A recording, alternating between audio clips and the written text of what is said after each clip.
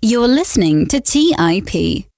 On today's show, we have neuroscientist John Galt. John has over 15 years of experience practicing on the brain in various specializations like epilepsy and numerous others. During the show, we cover some really fascinating topics like how you process information subconsciously and how to take advantage of it, how reflexive functions between your conscious and your subconscious portions of your brain work, how certain tricks of the brain can cause investing mistakes, and much, much more. So without further delay, here's our interview with John. You are listening to The Investors Podcast, where we study the financial markets and read the books that influence self-made billionaires the most. We keep you informed and prepared for the unexpected.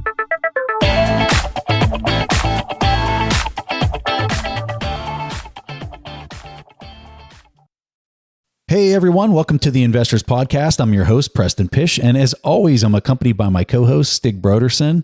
And like we said in the introduction there, we've got John Galt with us. John, welcome to the Investors Podcast. Hey, it's great to be here. Thanks so much for having me. I'm super excited to have this candid conversation about a topic that I'm really passionate about. In fact, my wife was in my office the other day and she came out and asked me when we were on a walk, she goes, "Why do you have so many books about the brain on your desk right now?" And I said, well, I'm getting ready to talk to a guest that really knows this stuff inside out, and I've got to be up on my game. So she was laughing. So really excited to have this chat with you, John. Yeah, me as well. So I want to start off the conversation by reading a passage out of a book that was very influential to me that I just thoroughly enjoyed. The name of the book is Consciousness in the Brain. And here's the particular section that I want to read to the audience and then kind of get your thoughts on it. So here's how it goes. Learning who we are is a statistical deduction from observation. Having spent a lifetime with ourselves, we reach a view of our own character, knowledge, and confidence that is only a bit more refined than our own view of other people's personalities. We remain largely ignorant of the actual unconscious determinants of our behavior, and therefore we cannot accurately predict what our behavior will be in circumstances beyond the safety zone of our past experiences. Our self is just a database that gets filled in through our social experiences in the same format with which we attempt to understand our minds, and therefore it is just as likely to include glaring gaps, misunderstandings, and delusions. For me, this was just such a fascinating paragraph in this book because it's really getting down to conditioning in the environment that you're in. Talk to us about some of the stuff that's going on in this.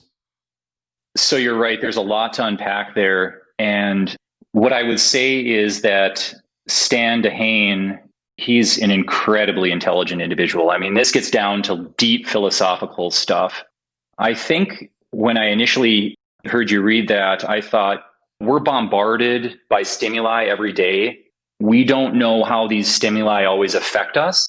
Do they form strong or weak connections? Are they going to continue to be strengthened? Do they reach our consciousness or just our subconsciousness? And things like what areas of the brain are involved in processing this stimuli? When I hear that particular passage and I think about claims like this, I think they can get really technical. I think claims like this, in my mind, greatly disagree with our logical understanding of ourself. I think the greatest challenge in neuroscience is that we still don't understand some of the basics of the central nervous system. But when you get into consciousness, I think, from a lot of the reading that I've done, the dispute about the function of consciousness seems to be based on a dichotomy. Either consciousness is a useless byproduct of brain activity, or we evolved it as an extra function to solve certain tasks. And I certainly think it's the latter. And I know Dr. Dehane would agree with that. Dehane argues that the function of consciousness is to transform incoming data points into a clear summary. And then that information can then be carried forward in time, manipulated sequentially, and communicated to others. So when I read that book, I'm thinking about the passage you just read. One sentence that really stuck out with me was, it was at the very end of the book, and he said, as you close this book to ponder your own existence, ignited assemblies of neurons literally make up your mind. And so I remember reading that and then thinking and asking myself, well, what happened to me thinking or me making up my mind in certain situations? Because you're getting at whether it was a subconscious opinion or if it was a conscious opinion or reflexive in nature. Exactly. Yeah. I mean, you think about those number of sentences that you read at the beginning, and you think about all of the information that we got from that book. And, I think some of the main things that we learned as we went through is that neurons act entirely outside of our knowledge, right? Just like they do in artificial intelligence, if you're like designing a deep neural network. Yeah. Exactly. Yeah. And so if ignited assembly of neurons are somehow what we are, then we have no idea what we are or what it is we are supposed to be doing. And so when I think about that paragraph, I mean, this stuff is deep. It's incredibly deep. That's kind of my thinking on those particular sentences. I'm a huge fan of his, and I think that he is an incredibly deep thinker about this stuff. But I think there's a lot to be learned here. And it further illustrates the fact that this is still a working hypothesis. I mean, we're still trying to figure out a lot about consciousness. We were so lucky to be speaking with Robert Cialdini, author of Influence and Persuasion. And we talked with him about Kahneman's book, Thinking Fast and Slow. And Cialdini just couldn't believe that Kahneman didn't talk about the powerful concepts like prospect theory that he won the Nobel Prize for. He instead focused on the simple yet powerful concept like being able to hold only one thought at a time. Could you talk to us about this idea? What is happening, and at the same time, what is happening in the brain as we are processing all that information? I think that's incredibly fascinating, and I think that it really speaks to how much our brain processes all of these individual stimuli and how it really has to hyper focus on certain things in order to figure them out. The idea, I think, here is that our brains need cooperation across networks or entire regions of the brain. I think any given problem must be split into tiny fragments to be dealt with in parallel across the entire densely interconnected network. I think this implies that the networks make one large coordinated step at a time, running at several oscillations per second. And not only are we restricted to attending consciously to only one problem at a time, but we cannot even unconsciously be thinking about another. There can be no background processing or clever unconscious thoughts.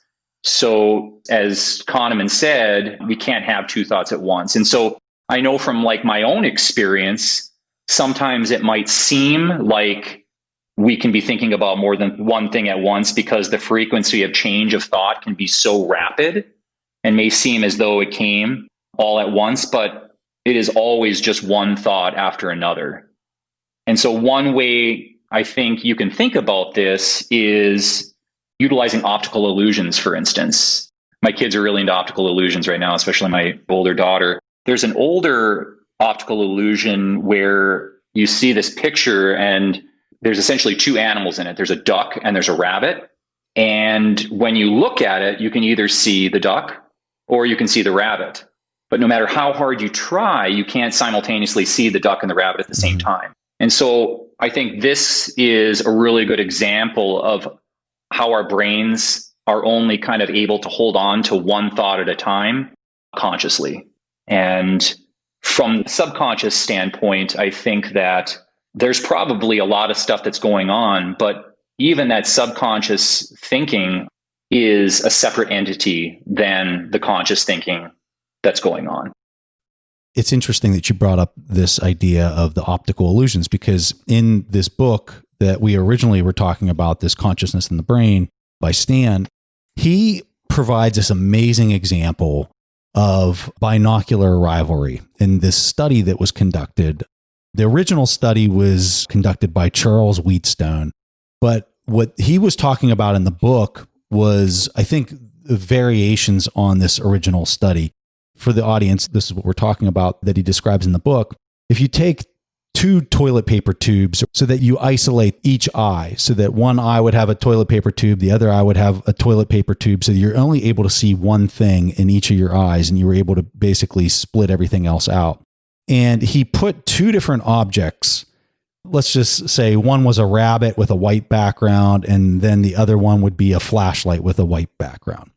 And when your eyes are isolated and can only see one of the two, he was curious as to what you would see consciously. Would you see a mixture of the two, or what would it be? And what was so fascinating about this study is only one of the 2 images would be seen by the observer. So, I might look at it and see a flashlight, and you might look at it and see the rabbit. And what was interesting is the person would look at it, it would change from one to the other at whatever frequency, maybe every 5 or 10 seconds, it would oscillate what you were seeing. It'd be almost like poof, instead of seeing a flashlight, now you're seeing the rabbit. Where this really got interesting, and that he talks about in the book, is he then put the 2 different images on a screen that had a certain refresh rate. And on one of the images, it would flash something different, but it would do it in such a short frame. It'd be like 1 out of every 60 frames per second. It would change the pictures ever so slightly, but it would only do it on one side. And what he was able to do is they were able to prove that in this example where only one of the images was being changed, the person who was observing it would always just see that one image. So like, let's say the image with the flashlight was being tampered with. When the observer was looking at both images, and the one's being tampered every 60 frames, but if you were looking at it normally just by itself, you would never even notice that the one frame is being tampered with. But in this situation, the oscillation from one picture to the other, as the person had the binocular test setup on there, it went away. The back and forth went away, and the brain became fixated on the one that was just having the one frame that was being altered. And even though the person wasn't consciously aware that there was some type of tampering being done, they were unable to see the other object under this tampered situation. So the brain was picking it up, but yet it wasn't conscious to the observer. I found that totally mind-blowing. That processing is actually happening, and it's proof that the processing is being done, even though it's not consciously aware to the observer. So when I first read that, I was kind of thinking to myself, what else is happening behind the scenes that my brain is picking up? And what was also fascinating about this, John, and I'm curious to hear your thoughts on this, is in that exact scenario, they were able to observe that, let's just say the person was fixated on the flashlight. They asked them, hey, did you ever see a rabbit at any time? And the person said no, just emphatically never saw it, right? But they could tell by brain imaging that the person's subconscious was actually seeing the rabbit. They have proof of that through the brain imaging. So talk to us a little bit about some of this stuff.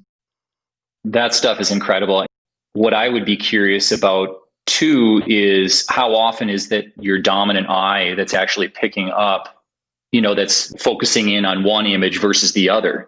And I would guess that it's a lot of the time, right? So this basically boils down to conscious axis hypotheses. And the conscious axis hypotheses emphasizes an important property of consciousness, which is the global axis of information in the cerebral cortex. So the brain has multiple cerebral networks doing different things in parallel, and many of the systems do unconscious processing of information. When a mental object becomes conscious, many systems will synchronize their processes around analyzing and manipulating that mental object. So I think in that situation, that's probably what's going on, where the person has become extremely conscious of one object versus the other. But the way this works is information becomes conscious through something that's called a top-down attention, whereby depending on whether we are absent or present mentally in the situation, and then the strength of the stimulus is going to determine how much those inputs will be assumed by our brain. So, for example, in the situation that you're talking about, we have this visual stimuli that's coming in, and the stimuli is exciting our retinal receptors in the back of our eyes. And these messages are then relayed on to the thalamus. And then from the thalamus, it's sent back way back of our brain, because that's where our primary visual cortex is. From here, there's a lot of stuff that's going on. If there's interference from previous or subsequent stimuli, and if it's great enough, the response to the stimulus weakens as it passes on to other cortical areas, where it may weakly encourage behaviors in ways called subliminal perception. However, in the absence of strong inhibition, the prefrontal and parietal cortices will send messages back to the primary visual cortex, and then the messages will continue to reverberate and amplify throughout the brain. So this stuff actually gets into a lot of the stuff that Dehane actually discusses quite a bit, which is that global workspace network, and really subjectively dictates the experiences that we have and whether they're going to be conscious or unconscious. So there's so much going on there. I think it's so fascinating when you think about the fact that clearly there are two totally different images that are being displayed to your eyes, but your eyes are only really focusing on one. And why is that? Yet, like you said, if they're able to represent that in a way where it shows that the person is still actually able to see the other object, it's just not becoming something that's conscious to, our higher cortical areas. So, that's kind of what I'm getting from it is, if you look at the study, I think a lot of it really kind of boils down to, again, where are we at? Are we present? Are we focused? Are we in the moment, as they say? And then what kind of strength is there in that visual stimulus in that case? So, John, what I'm thinking about as you say this, what pops into my head is this reflexivity property, and what is happening between the subconscious that's been filtered even before I have conscious access to it. In this example, it could be a rabbit that's not even in my conscious access. So you have this filtering mechanism that is taking place in this reflexivity of the conscious and subconscious mind. What is being filtered and how much am I controlling it? When I first heard you say that, the first thing that I thought about was, sleeping at night. And I'm sure you have probably had this experience in your life where you're trying to work through something that is extremely difficult, right? And you're trying to wrap your mind around it and you just can't seem to figure it out. And then you're like, you know what? I'm just going to sleep on it, as they say, right? So you go to bed, and in the middle of the night, and this has happened to me a number of times, you'll wake up and you'll be like, I know exactly what I need to do, or I totally understand what's going on there. And you're not consciously thinking about it because you're sleeping, right? But yet, like you said, we have these reflexive loops, these subconscious loops that are continuing to process that information and help us try to figure out what's going on. I think the difficulty in life is that there's so many distractions out there, right? And so our brain has to deal with a massive amount of information that constantly floods it from all the senses. And it's incredible that we can focus on what's important and tune the rest out, right? To me, that's just amazing. Our prefrontal cortex, for instance, would just get completely overwhelmed if there weren't particular circuits within the brain that inhibited certain signals and then allowed other signals to be able to continue on for us to be able to really hyper focus on those things. And so I think the main thing that I really think about with regard to that question is a person's ability to focus on something and their ability to filter those things so that, like I said, they can allow certain stimuli to have a more prominent effect and then other stuff to just kind of fall to the wayside, I guess, if you want to say that. The way I kind of think about it is that every time we think or feel or do something in our life, we strengthen a particular pathway. And, from a psychological standpoint, you can see how that can have such a profound effect. I mean, if you've been told your whole entire life that you're not good at something and you just continue to subconsciously allow those things to cycle through your brain over and over again, you might not even know that those things are happening, and yet they're having a profound effect on your life. And so, as they say, habits are well-traveled pathways, right? So I think that a lot of times that's what it is. Like if we're studying a particular scientific phenomenon, like I've done in the past, and we're likely deeply thinking about these different ideas and are trying to figure them out, the more we work through and think about them, the more we strengthen those pathways, the more reflexive I think that thinking becomes. And it gets to the point where, like I was saying, with us hearing, what a horrible person we are earlier in our life, it reaches our subconscious and it almost becomes automatic. And so these same examples have been written about thousands of times over the years. I mean, I know in us talking in the past, you had mentioned Einstein, and that's a perfect example of how he was able to kind of think through some of these really complex ideas that he had to work through to basically achieve all of the brilliant things that he was able to achieve in his life.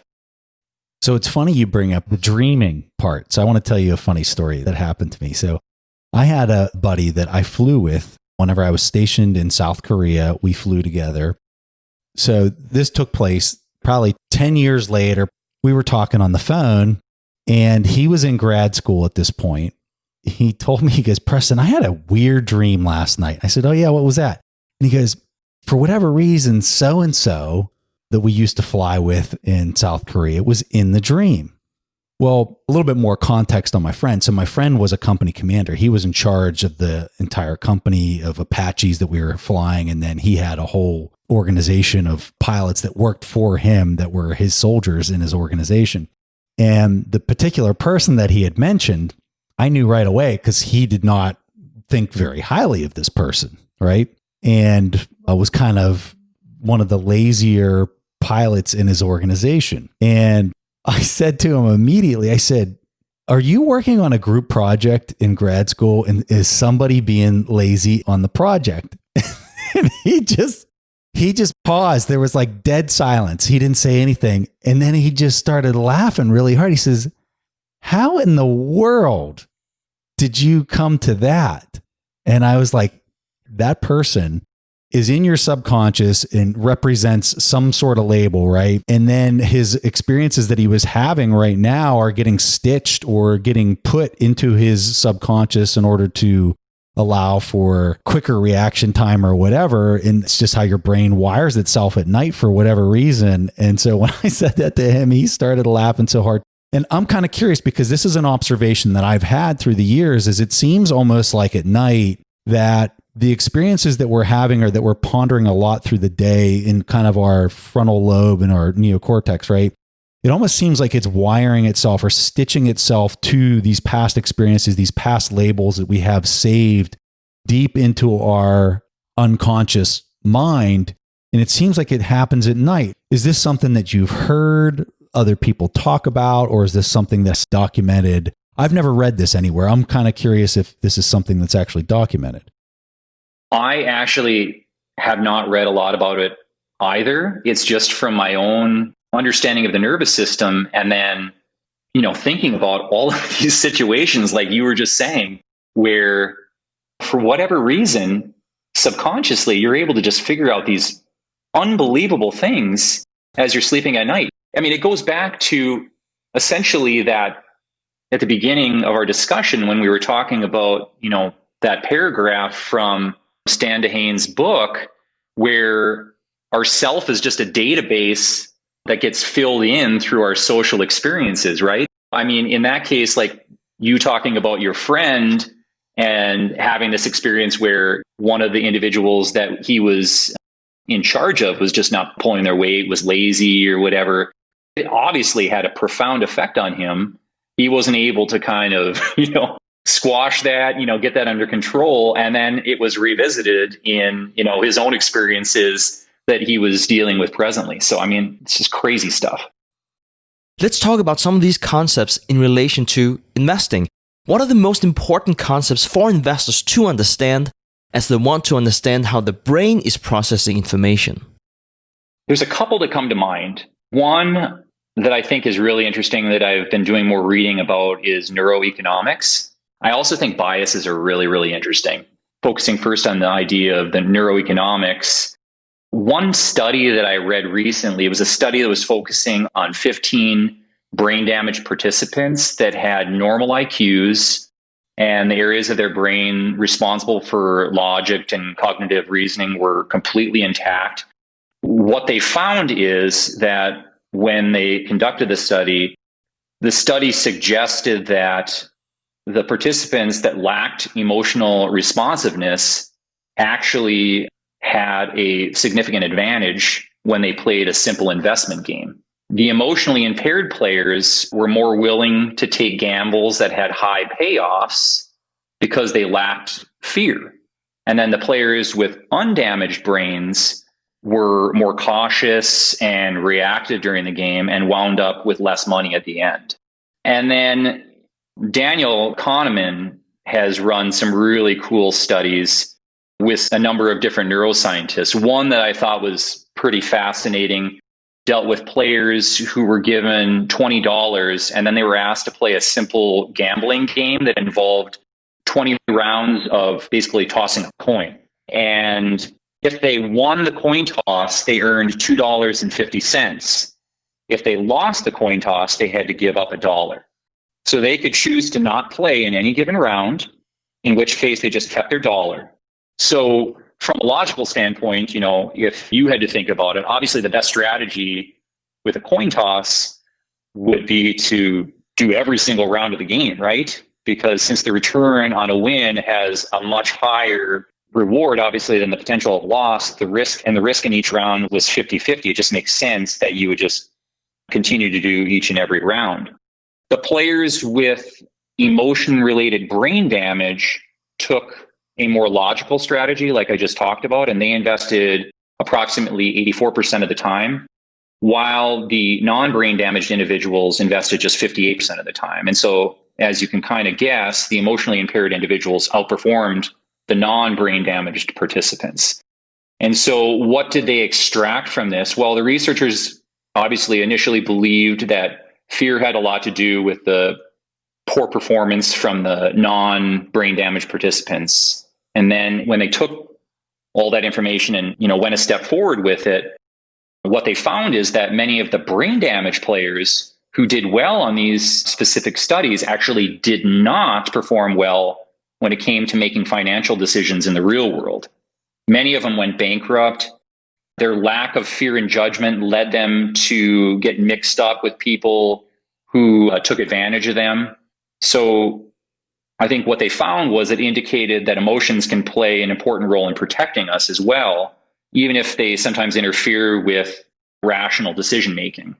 Humans develop this fear response as a survival mechanism to protect ourselves from predators. If you're out running along a path out in the woods and you come upon a curly branch that's laying on the ground, I'd venture to guess that a lot of people would probably, jump in excitement or jump out of the way because they thought, is that a coiled snake that's sitting on the ground? And there's a reason for that we have those automatic responses to protect us. However, in a world where people are constantly trying to take advantage of you, this fear system can be oversensitive, reacting to dangers that don't actually exist and tend to push us toward decisions that don't make a lot of sense.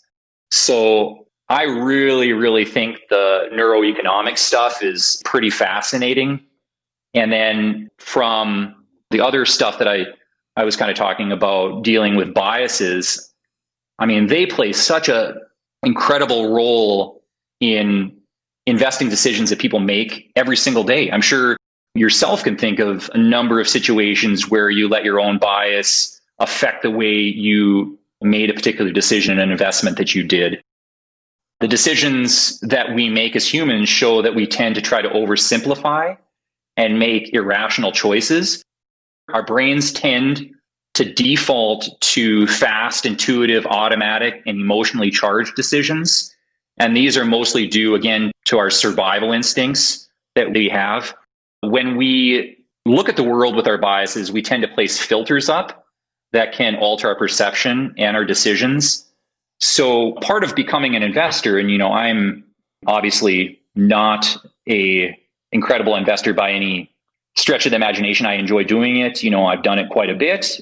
But becoming an investor, you have to educate yourself, right? You have to know how different investments work, but you also have to try to overcome your biases because they can derail you really easily and your investment strategy. And there's a number of different types. I'm sure a lot of people have heard of the number of different biases that are out there. One, confirmation bias. You can flip on any news station, CNN, MSNBC, Fox News, and know that there's an incredible amount of confirmation bias going on and fear. You don't have to look too far, but confirmation bias plays a big role in investing too, because we tend to put more weight on opinions that help to support our own opinions on things.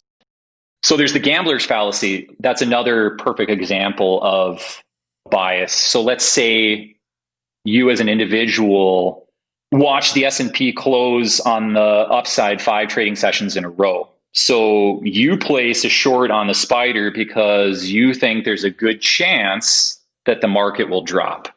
But the thing is that past events don't connect future events, right? So the market being up 5 consecutive days in a row is basically irrelevant. Another one that I think is really, really interesting, and I think is part of the reason why Buffett was so successful in Munger, is the whole bandwagon effect. They didn't follow that path. There's a ton of bandwagon effect going on right now in the markets. I mean, you don't have to look too far to see that. And Buffett and Munger just resisted that. Their big philosophy, there's lots of quotes out there, but one that really sticks to my mind is be greedy when others are fearful and fearful when others are greedy. So I think that really speaks to our biases. And then one that really stands out in my mind, because I certainly have run into this same issue in the past, is the loss aversion bias, where we have a stock in our portfolio that is down so much, but you just don't want to sell it, right? Because you don't want to admit that you made a poor decision and you're thinking to yourself, oh, this is bound to go back up. But the reality is, in a lot of these situations, you'd be better off taking your money out, go and put it in a different investment, maybe a higher quality stock or something, and your outcomes would probably be infinitely better. So, John, recently I saw a video of David Eagleman, who also just has some incredible books on the brain. I highly recommend pretty much anything he has written, and he's written quite a bit. He was wearing a jacket that provided inputs on his back. And then the inputs that were being put into his back, it was almost like these plastic, I'm going to call them needles, but they're not needles. It was like poking them in the back. It was like a matrix of them. And it was based on the stock market's performance. These inputs somehow correlated to stock market performance. Then I've also read, and David talks about this in some of his books, where they're using these sensors. For example, the tongue. They're using these sensors on the tongue in order to create vision for people.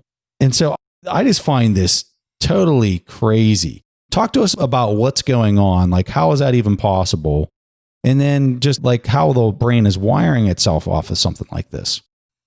David Eagleman is a brilliant Stanford neuroscientist. His belief is that there should be more to the human sensory perception than just our traditional senses of sight and touch and sound and taste and smell. Eagleman has dedicated his career to studying how the brain takes in signals and constructs consciousness. And during his career, he became really interested in something that's called synesthesia, which is essentially a neurological condition in which stimulating one of our 5 senses creates a simultaneous perception of another one, such as individuals who can hear color. And so I think he kind of took that, continued to study a lot of that. I mean, a lot of his work on synesthesia showed that human sensory perceptions are not an objective reproduction of reality, but instead an inference that the brain draws from the signals it receives. So about a decade ago, his research led him to this really fascinating piece of technology that you were talking about, which he called VEST, or the Versatile Extrasensory Transducer. And it's a wearable device that these individuals wear over their torso, and it has a number of different vibrating motors in it. And what's really fascinating is that the vest can take in a number of different types of real-time data, such as sound waves or, as you said, stock market trends, and it turns that data into dynamic patterns of vibrations in the motors. And so he studied the heck out of this stuff. And within just a few weeks of studies with his patients, Eagleman was able to help train his subjects to learn to associate those vibrations with specific inputs, like teaching the sound of a letter for an individual that's deaf, or the news of a particular stock increasing in value. So it's Eagleman's opinion that the data received through this vest will become second nature, subconscious, like we've talked about in the past, and it's going to give us almost a sixth sense, That's just using touch. I couldn't imagine if you're doing something like LiDAR and then that's being somehow programmed into your subconscious. Eagleman's just really kind of leveraging the five senses that we already have and then kind of tapping into where that's getting wired into the brain via adding sensors to the touch specifically. That's exactly it. Touch is one of the most important senses that we experience as humans. I mean, it has a profound impact in our lives. And there's been tons of psychological studies that have revolved around touch and its importance, for children and adults alike. And so, like you said, I think he's really kind of hitting on that, but focusing more on different avenues that are taking advantage of that particular stimulus. Let's talk about Elon Musk's Neuralink. And Elon, as we know, can overpromise at times, but he was suggesting that they were going to have 200 to 300 people working on providing stimulation directly into the brain. What are some of your thoughts on this Neuralink project? Some of the things that Musk wants to accomplish with his electronic brain-computer interfaces, he wants to, cure blindness and paralysis and deafness. I know that there's a heavy emphasis on mental illness. He wants to help people be able to do activities without fear or discover the nature of consciousness, any number of things. It sounds incredible. I think, my take have kind of pointed toward it being in its early stages. I think a lot of people were kind of disappointed, to be honest with you, on kind of the rollout of the whole Neuralink. They kind of said it's speculative at best at this point. The implants have been attempted in the past, and they've had kind of a mixture of results in animals.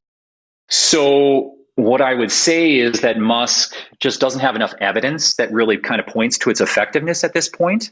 But with that said, I think if we've learned anything from history, it's that we can't rule out human ingenuity. And Elon Musk is just incredible. I mean, I remember watching the whole SpaceX launch with the two American astronauts and just basically being in awe by the absolute precision of that rocket landing on the International Space Station.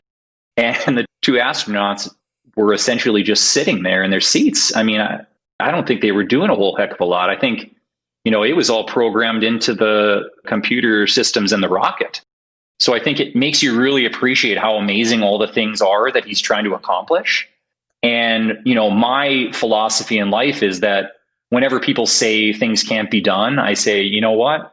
You just wait, because you might be proven wrong. I mean, I remember my dad talking about the World's Fair in Seattle in the early 1960s. And some of the demonstrators that were there were talking about two people communicating with each other on video screens at a distance. That's what we're doing right now. And so I think the difficulty here with Neuralink is that, as I've said before, the brain is incredibly complex. And to have we need to probably have more of an understanding in order to better understand how these can actually perform. And so it's my opinion that we have a ways to go. He had to raise some money, though. Yeah. So, John, recently you recommended a book to me privately. We've been talking for a little bit now, and you recommended this book called Self Comes to Mind. And the really big point that I got out of this book, which I had never even thought about this idea before, was biological value. And as a value investor, this really struck a chord with me and how our bodies are conducting this biological value. So talk to us about biological value and why it's important. So Damasio's book is incredible. Biological value is essentially how we manage life. Like the cells are able to self-regulate through homeostatic mechanisms. We all operate on that same exact principle. In the book, he takes a modern retake on neurocorrelates of consciousness. The most important idea in his book, in my opinion, is the functional role of homeostasis and how it creates the biological value of life regulation. These principles are extremely important because as organisms grow in complexity to the point of possessing a brain, they are able to construct maps of the body in order to monitor those homeostatic ranges among a number of other things. And then eventually these maps begin to correspond to events and ideas rather than simply the organism itself.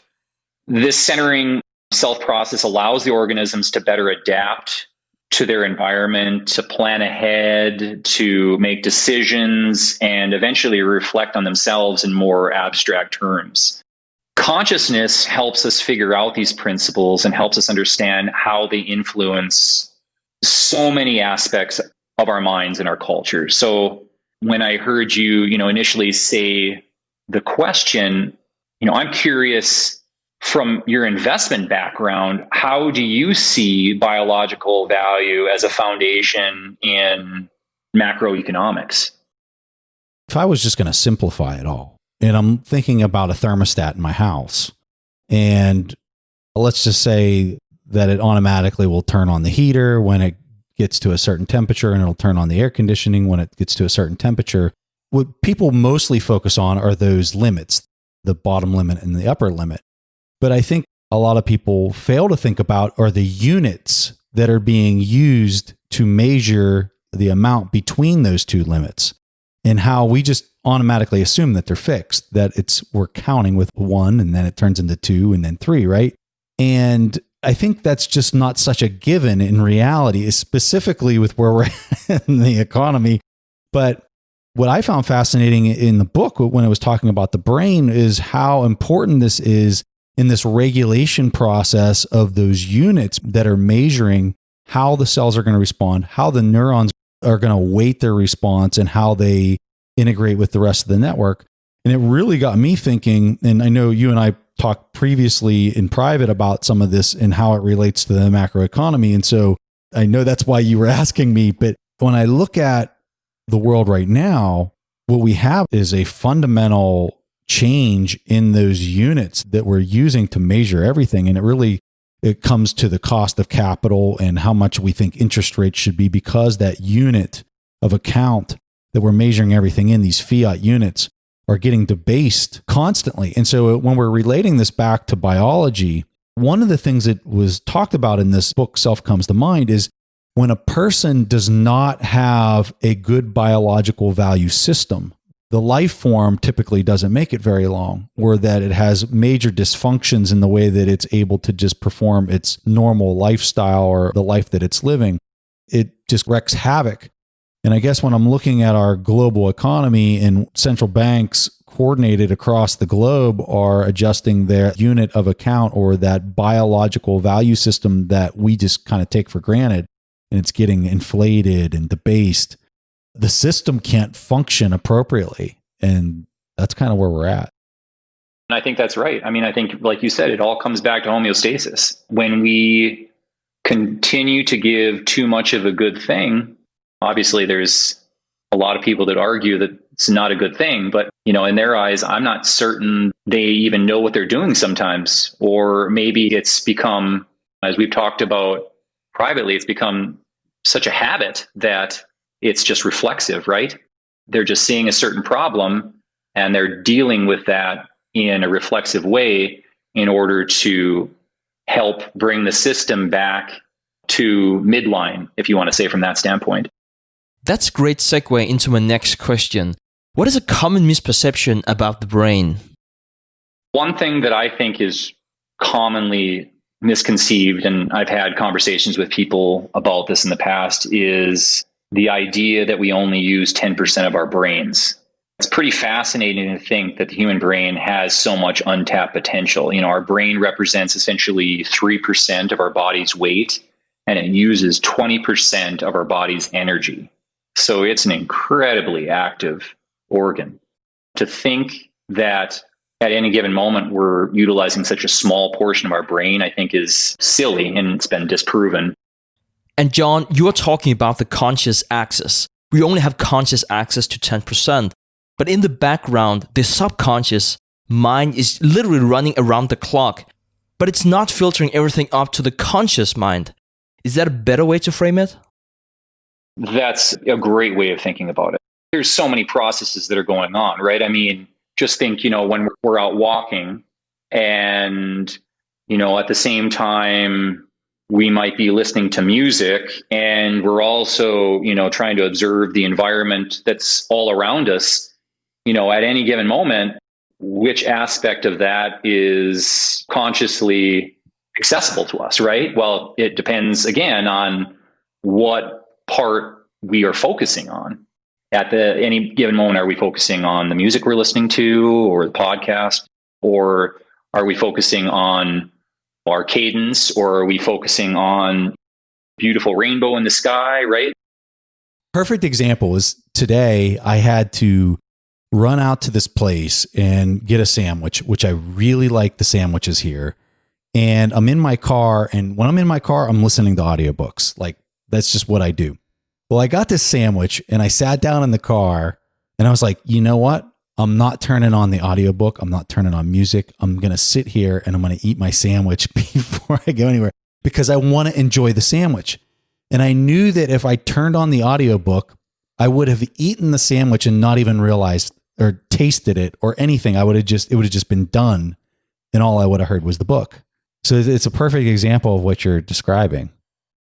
Yeah. And I think when you talk about that, what it really brings up in my mind is this whole idea of mindfulness and meditation, because this has become something that's been studied quite a bit in the last number of decades. I mean, obviously the practice is something that's been around for a long time, right? But being more present and actually being more aware of all the sensations that we're exposed to is, something really interesting to think about, especially when we look at the topics that we've discussed so far, and our conscious and subconscious, because you wonder how much would that alter every single day if we've trained ourselves to be hyper-focused on particular things that we're doing and not be distracted by what's going to happen in the future or what's going to happen in the past. I mean, you think about, I can't tell you how many times I've gotten to the shower and then got to where I thought I was done and then thought, did I wash my hair yet? I mean, it's that same exact thing, and I don't have a lot of hair, but it's the same exact thing that you're talking about with regard to the sandwich. I've had that happen to me so many times. I'm with you on that. It was a perfect analogy because I can totally relate to that one. Getting back to this whole idea of us utilizing only 10% of our brains, I think, even from an evolutionary standpoint, I think it would be a pretty terrible idea in my mind to spend so much time and energy growing such a large brain if it wasn't used, right? I don't know. I mean, I hear people say that, a lot of it is been perpetuated by movies like Limitless with Bradley Cooper back from, 2010, 2011, whatever it was. But that's one of the common misconceptions that I think I hear from a lot of people that don't know a lot about the nervous system. John, I know you looked into a really interesting study of probiotics, and I think it really highlights an interesting aspect about the brain. Could you please talk to us about that? They're obviously a supplement that you hear people talking about quite a bit. It's no surprise, I think, to most individuals that gut bacteria can influence gut health. But it probably comes as more of a surprise that they might have a profound influence on the brain and our behavior, because they're finding this incredible connection between the gut and the brain. It's been known for a long time that there's, a significant component of the nervous system that's found in the gastrointestinal tract, but they're finding a lot of links with the central nervous system. Parkinson's disease is a neurodegenerative disorder that affects neurons that produce dopamine in the substantia nigra in the midbrain. And scientists appear to have found a link between Parkinson's disease and the gut. Misfolded proteins called alpha-synuclein are the primary hallmark of Parkinson's disease. And these proteins, what they do is they clump together and they destroy dopamine-producing cells in the brain. And the destruction of those cells causes all the different symptoms that we see, such as tremors with Parkinson's disease. There was a study that was done a little while back in the journal called Neuron, which showed a model of Parkinson's disease. And what the researchers did is they injected that protein, that alpha-synuclein protein, into the muscles in the mice's gastrointestinal tract. And in the experiment, these clumps traveled from the gut to the brain through the vagus nerve, which is cranial nerve 10. And within a few months, the mice developed symptoms that mirrored Parkinson's disease in humans. It's incredible. And after these studies, some researchers have begun asking the questions about whether pre or probiotics might help to avert Parkinson's disease. And they've done some studies with roundworms, a roundworm model that basically suggests that this theory might be worth pursuing. So really fascinating stuff. So let me ask you this on the stomach. So we have all this gut bacteria, which is just fascinating in itself because they've got their own genome. And I mean, there's trillions of them, right? The different bacteria that is helping digest the food. And so then they're breaking down the food. And then as the food is passing through our gut lining, mucosa, your spinal cord, which also has gray matter, the neurons down there in a similar geographical area as your stomach is conducting sensing. It's making subconscious decisions as to the secretion in your stomach. And so I guess I get frustrated when I hear there's 5 senses, because I think about all the sensing that's happening just in your stomach alone. And then it's hitting that neural net that's down there in your spinal cord and then making all these types of decisions. And it's all outside of our conscious access. I just find it fascinating. It's crazy. Yeah, it's incredible. And as I'm sure you're aware, I mean, all the way up and down our spinal cord, we have gray matter. And so there's a lot of reflexive loops that are going on there that are, receiving this information and then sometimes just sending information right back out on how to deal with that information that's coming in. So tell us a really cool story about the brain. Like one of the coolest stories you've ever heard. Because anytime I read a book, that's like I uncover a really neat or interesting story that I just had never heard. And it just fascinates me. So as a person as well-read as you are on this topic, I'm kind of curious what one of the neatest stories is that you got. I don't know why this story kind of sticks out in my head. I don't know. I just think the whole idea of these, they're called mirror neurons, is just so fascinating to me. There's a story that I've talked about in one of my lectures in the past, and it revolves around a physician from Mass General Hospital in Boston. His name is Joel, and he has a condition that's called mirror touch synesthesia. And it's basically the ability to feel other people's touch, pain, and emotions as if it was happening in his own body. So if Joel sees someone scratch their head or frown or sees someone else get punched in the arm, he feels it. It's incredible to think about that. It's almost like he's hyper empathetic. If Joel is injecting a person with something, he feels the sensation of the needle going into his own arm. if he sees someone with an amputated arm, he feels a sensation or feels as if he also has an amputated arm. And, to take it a step further, he feels other people's emotions too. So, have almost like this ultimate form of empathy. And the interesting thing about it is that we all experience another person's world to some extent in our lives as well. I can just think of any number of situations where this phenomenon has happened to me, when I've taken my kids out for ice cream or whatever. But we have our mirror neurons to thank for those responses. And these are neurons that are found in a number of different regions in the brain. And they help us to act in the same way as Joel. But the difference is that most of us receive veto signals from other cells that help to dampen the mirror neuron activity and allow us to distinguish what's happening to us versus what's happening to someone else around us. And when I think about this, I think, like I was saying, when I go and have ice cream with my kids, let's say I opt out and having ice cream, and my child is sitting there, eating a delicious bowl of ice cream from some ice cream shop that we decided to go to. I'm sitting there and I'm observing them eating it, and I'm understanding that particular action. And I've caught myself actually almost imitating taking that scoop of ice cream and putting in my mouth. Like I see him eating it and I have my mouth open, like, I'm going to do it myself. Right. But yet we're able to kind of reduce that activity from those mirror neurons and allow us to say, no, that's not me. That's my child eating the ice cream. Whereas in this patient's case, in Joel's case, he can't do that. And so I don't know. Like you said, there's a lot of different examples out there of really, really cool studies. I'm sure you're aware of the patient Eugene, or he's known as EP, who had the lesion from viral meningitis he had in his central nervous system, that it basically knocked out a portion of his medial temporal lobe, and he was no longer able to create new memories or have any short-term memory.